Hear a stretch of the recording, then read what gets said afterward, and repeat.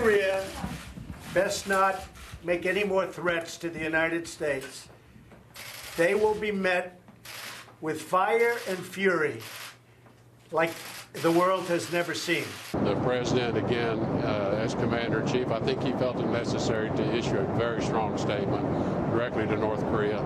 But I think what the president was just reaffirming is the United States has the capability to fully defend itself from any attack and defend our allies, and we will do so.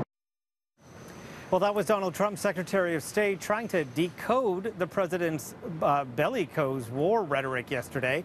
But more mixed messages. Now, Trump's Twitter finger was twitching again this morning.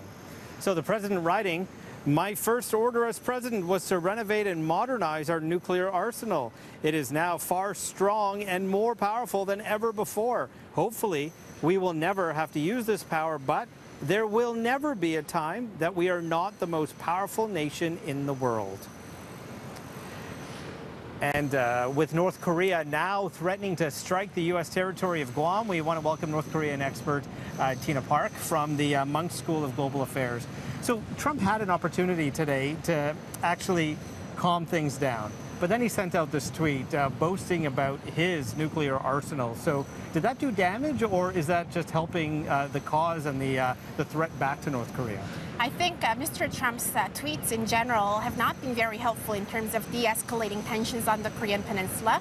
North Korea likes to use extreme rhetoric to send out their messages. And we have the President of the United States who is very comfortable using late-night tweets as his main channel of communication. And that's frankly not doing much good in terms of showing a coherent American policy on North Korea. And often it sends mixed signals in terms of the credibility of his messages as well as what exactly it means, right? Often people wonder when Mr. Trump said, oh, it won't happen after North Korea's announcement about ICBMs, people are wondering, well, it has happened not once but twice. So whenever I think Mr. Trump feels comfortable using Twitter as his channel, then we're left to wonder about what it means. And North Korea then uses the rhetoric to send their messages and retaliate. And it's not just us trying to figure it out, it's his own inner circle trying to figure it out. You know, you've got the foreign secretary, the defense ministers, and then even world leaders are trying to figure out what is Trump planning in his head. And is there any way to realize what he's thinking? I think we're seeing hints of what is going on in terms of Mr. Trump's inner circles and what his administration is intending to do. But we're also getting mixed messages from Mr. Tillerson, Ms. Haley, and Mr. Trump himself. So in terms of, you know, dealing with a regime like North Korea, which speaks with one voice, to be frank, and you have the United States with very confused positions and their policies on North Korea. It's certainly not helping Washington in terms of their bargaining power against North Korea. And from the policy perspective, what we need is a long-term engagement and long-term strategy rather than lots of rhetoric that we've seen from Mr. Trump.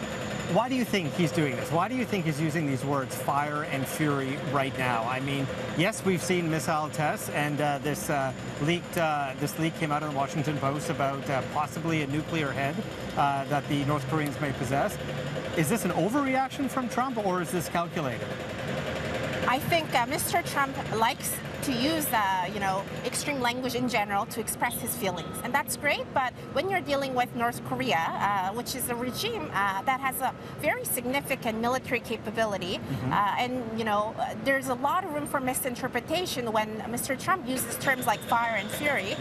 We're just in a very risky situation. And if the ultimate purpose of his message is to deter North Korea from developing nuclear weapons and testing intercontinental ballistic missiles, the result we're getting is the exact opposite of what a successful deterrence would do. So it's very troublesome in terms of the tone it's sending to North Korea, as well as the content of the message that he's sending out. How should our government be reacting to this? I think the Canadian government has had a long strategic interest in terms of peace and stability on the Korean Peninsula.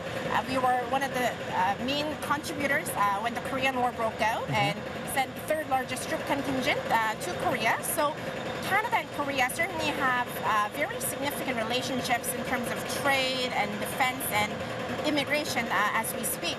In terms of moving forward, Canada is known for its diplomacy and its bargaining power when it comes to convening multilateral talks for peace. And I think this is a time when the Canadian government could step up and actually show the world what it means that Canada is now back, especially because what we're hearing from the United States is not very optimistic in terms of their plan for engagement with North Korea, and the need for peace and stability on the Korean Peninsula is greater than ever before because of what is at stake. So should we as Canadians be worried about a nuclear war breaking out? In my personal opinion, no, because I think there's too much at risk for all parties involved in terms of an actual military engagement between North Korea and the United States. We should remember that there are over 28,000 U.S. troops stationed in South Korea, and the location of the Korean Peninsula, right at the center of Northeast Asia, is such that neighboring countries like Japan, China, and Russia would not want to see another war breaking out. So, in terms of what is at stake, South Korean government certainly doesn't want another war. North Korea knows that if it should attack any part of the United States, then the United States government will also retaliate rapidly, and there are enough conventional weapons and troops in place before they could, comfortably go ahead and launch an attack. So I think we're far from an actual warfare. Okay, thanks so much for joining us, and let's Thanks keep for in mind having with me. all the rhetoric, the Olympics are in Korea in the early New Year, so this could be part of Kim Jong-un's plan as well to ramp that up. So Tina, thanks for joining us from the Munk School of Global Affairs.